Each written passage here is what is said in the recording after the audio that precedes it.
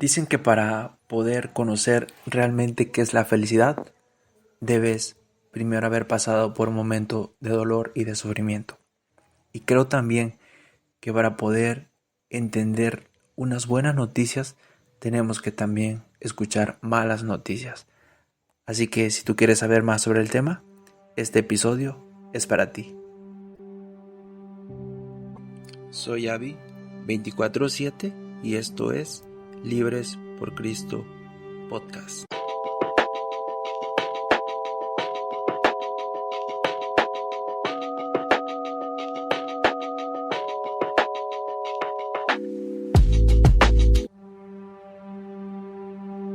Hola amigos, gracias por estar aquí hoy.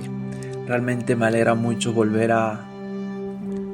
aquí y seguir grabando estos podcasts, este programa que me encanta.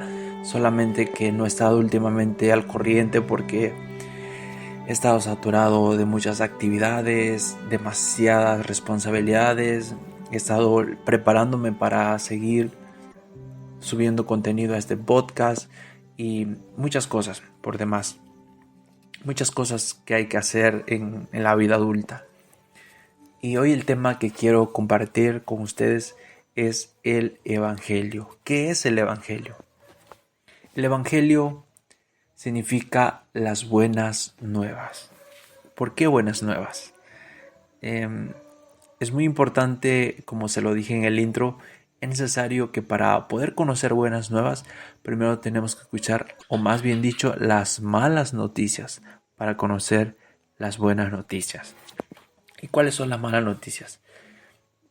Y no quiero sonar tal vez un poco terrorífico, pero quiero hablarte con la verdad.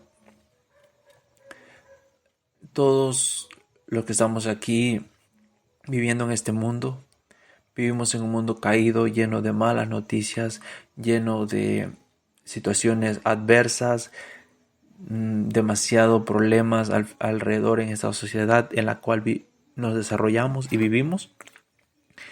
Y vivimos en un mundo lleno de malas noticias. ¿Por qué? Porque vivimos en un mundo caído, lleno de pecado y de sufrimiento. Pero ¿de dónde viene eso?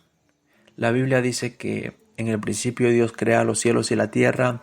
Él planea un futuro hermoso para sus hijos. En el día 6, en el día sexto, crea a Adán y también trae consigo a una esposa llamada Eva. Ellos son nuestros primeros padres. Pero ¿qué sucedió en el jardín del Edén?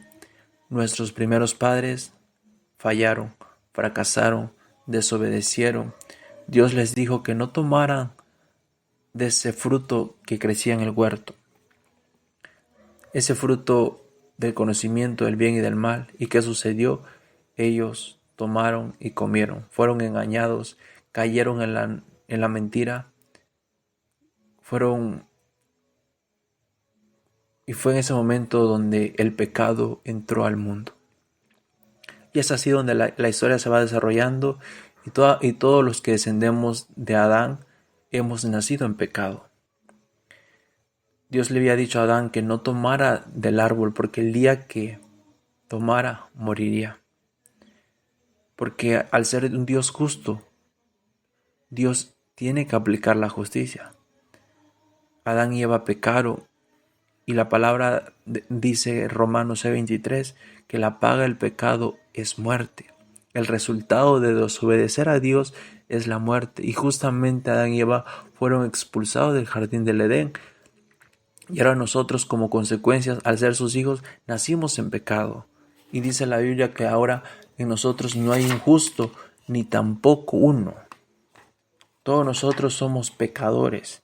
Todos nosotros somos rebeldes por naturaleza. Todos nosotros que estamos aquí escuchando hemos pecado contra Dios.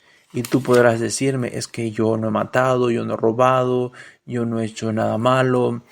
Al contrario, me he portado muy bien. Pero dice Romanos 3:23, por cuanto todos pecaron y están destituidos de la gloria de Dios. ¿Qué quiere decir? Todos hemos pecado. Delante de Dios el pecado es pecado. A veces como sociedad, a veces creemos que los únicos pecados son adulterio, homosexualismo, temas así que son bastante evidentes o también son bastante escandalosos. Pero realmente el pecado aborda o es todo aquello que está fuera de la voluntad de Dios. Hay una voluntad marcada de Dios para cada uno de nosotros, pero ¿qué es el pecado?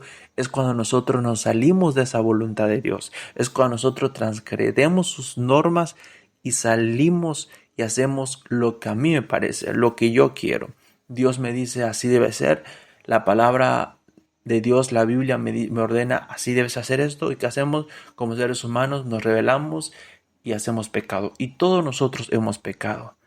Seas quien seas, tú has pecado y estamos destituidos de la gloria de Dios. Todos nosotros merecemos el infierno para que la justicia de Dios se cumpla. Porque al ser un Dios justo, Dios tiene que castigar el pecado. Y tal vez esto suene bastante cruel porque me he encontrado con personas que dicen es que no, Dios es amor, Dios no puede castigar. Pero parte del amor lleva a la justicia. ¿Por qué? Porque te voy a poner un ejemplo sencillo. Supongamos que tú te llamas Ángel, y yo un día voy delante de ti y tú me das tu confianza y yo te robo algo, yo te robo una pertenencia tuya. Ahora, es justo. Ahí debe haber justicia. ¿Cuál es la justicia que debe haber? Es que yo debo ir a la cárcel. Yo tengo que pagar por el pecado que cometí. Yo tengo que pagar las consecuencias del mal que te hice. ¿Y cuál sería el resultado? Sería a que yo debo ir a la cárcel. Yo debo pagar por lo que cometí en contra de ti. Y podernos llegar delante del juez y el juez puede decir, no, es que yo soy un juez lleno de amor, yo no puedo meter a nadie en la cárcel porque yo los ama. No, tú qué dirías, es que eres un juez injusto, eres cierto, tal vez ames mucho a esta persona, pero no, tú tienes que castigarla, él tiene que pagar. ¿Por qué? Porque es justo. Y por amor a que se haga justicia, tú tienes que castigar a esa persona, que en este caso sería yo, y yo tendría que ir a la cárcel. Y es lo mismo con Dios. Dios es un Dios santo, es un Dios justo, el cual ama al pecador, el cual también ama a aquellas personas que lo aman, pero Dios tiene que cumplir su justicia. Dios tiene que castigar el pecado de la humanidad. Y el pecado de la humanidad es la muerte. La muerte significa separación entre Dios y el hombre. La separación eterna de Dios y el hombre es el infierno.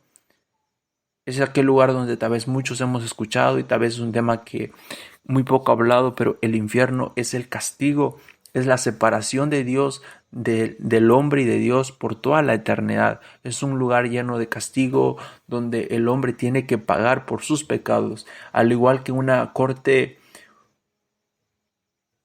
humana. El ser humano tendría que ir a la cárcel y ser excluido de la sociedad y ser castigado y llevar su condena. De la misma manera, Dios es justo y tiene que condenar al pecador. El pecador tiene que pagar por sus pecados. Así que esa es la mala noticia que tenemos hoy. Todos nosotros hemos pecado, merecemos el infierno, merecemos pagar por la deuda que hemos cometido, que es el pecado. Todos hemos fallado contra Dios, de alguna u otra manera todos hemos desobedecido. Y déjame leerte algunos tipos de pecados que no nadie puede levantar la mano y decir yo estoy limpio. Mira, te los leo. Estos son los pecados, dice. Hay muchos, pero que solamente quiero mencionarte lo que dice Romanos capítulo 1, versículo 29. Dice, estando atestados de toda injusticia, fornicación, perversidad, avaricia, maldad, llenos de envidia, homicidios, contiendas, engaños y malignidades, murmuradores, detractores, aborrecedores de Dios, injuriosos, soberbios, altivos, inventores de males, desobedientes a los padres, necios, desleales, sin afecto natural, implacables, sin misericordia, quienes habiendo entendido el juicio de Dios, que los que practican tales cosas son dignos de muerte.